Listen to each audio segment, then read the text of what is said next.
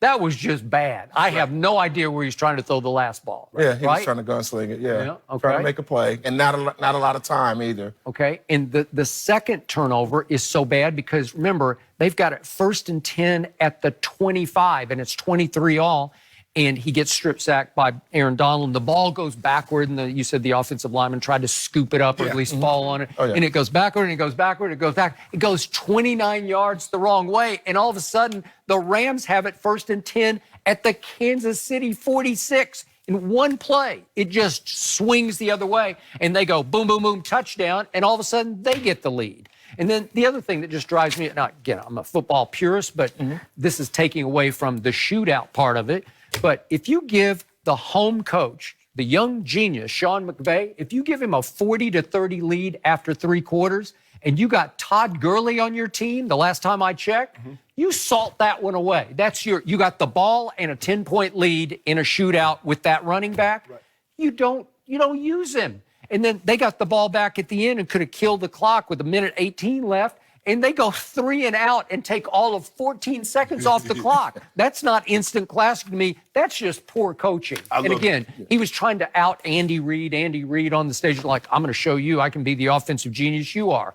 Well, at some point, you have to run the football and run the clock, right? I love the swings, the ebbs and flows, and that's what you got. I mean, you get this a lot of times in regular season games where the momentum swings back and forth because it looked like, okay, the Rams about to blow them out. And then here comes Kansas City. Okay, Kansas City got the momentum. They about to blow the Rams out. And the Rams like, oh, no, here we go. And it goes back and forth. And I agree give you that. The last 2 drives by Kansas City left you wanting more. Like, sure, don't end like this. Don't end like this. Yeah, I know. How many games do you look at and you say, I don't mind if this goes to overtime. Right. Okay? I mean, usually we're like, no, please don't have overtime. Yeah, I was one of those guys like, please don't go to overtime. I need to get to bed. It's 10 o'clock. No, you wanted overtime. No, I didn't. You picked Kansas City. I did, but Skip, it's 10 o'clock. Kansas City winning was more important than your sleep at that moment. I got 15 more minutes. 3 a.m. I got you. I'm not like you, Skip. I can't just, stay up all time. I ain't no night owl like you. Okay, I don't love being a night owl, but I was ready for it.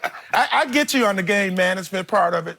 No doubt about it. But I think in a game like this, where, like you said, a lot of ebb and flow, you're still trying to get as many points as you can. You're not trying to... Because nothing feels safe. Yeah. Because you remember, Skip, you had a 13-point lead. Do you feel safe with that? I mean, you had a 13-point lead, and the next thing you know, before you get to 20, they're ahead of you. Okay, that's fair. But you have made the case several weeks on this show previous that running back, Todd Gurley, is the MVP chase, right? Oh, he's special. Okay, well, if he's special, and they said on ESPN that he ran over before the game and said, I'm going to be with you guys after, like I'm going to be the star of the game. Okay, well, I'm sure he was geared up. And I will bet you, if I know Todd Gurley, we've had him on the show, I'll bet he's not real pleased today because, again, love the win, but that should have been partly his stage. Like he could at least share the stage with his quarterback. Right. Okay, and he didn't get that. But in a game like this, you've got to score a bunch of points, and Gurley can score a bunch of points, and can do it in the passing game as well as the running game. So, you can never say you can't get enough of Todd Gurley. Okay. This is what happens. This is why they've devalued the running back. You look at this game, and you got 2 of the top 5 rushers, and they played no role in the game. They played. That's why they devalue the running back. Think about it. Gurley has like 15 touchdowns. Hunt. Double-digit touchdowns, top 5, both of those guys are top. I think Todd Gurley was leading the NFL in rushing. Yep. And they played no role. And yet, in the end, I think Jared Goff deserves more credit than he's getting because, in the end, he actually outplayed Patrick Mahomes when it mattered the most. And didn't have a turnover. He didn't have. He had the fumble. Talking about the interception. But the point, it gets to 3rd and 9 at his 26 with 2:13 left. This is do or die to me with the other team, with its track team ready to come back on the field. And he hits Brandon Cooks for 22 yards, and that was the game to me. That's before he hits the touchdown. But you knew. You watched that game. When Scandrick dropped that interception, you like, they're going to lose this game because you had an opportunity. Because you get the ball there. They got no more timeouts. You're going to take it under the 2-minute warning in ball game. As much as I love Orlando, we've had him on the show. Oh, he got cooked last night. But he got cut by Dallas, and then he quickly got cut by Washington, and that's all they got. Really? Yeah, he's more of a slot defender know. as opposed to being on the island. Everybody Okay. can't play now. He was having a hard time last night, and he was having to do a lot of clutch and grab, right? And he got no help from the officials. No help from the officials. At all. The That all-star was not classic. No, Yeah. no. The officials. I mean, think about it. They had 5 turnovers, 13 penalties, and they get to 51. Yeah.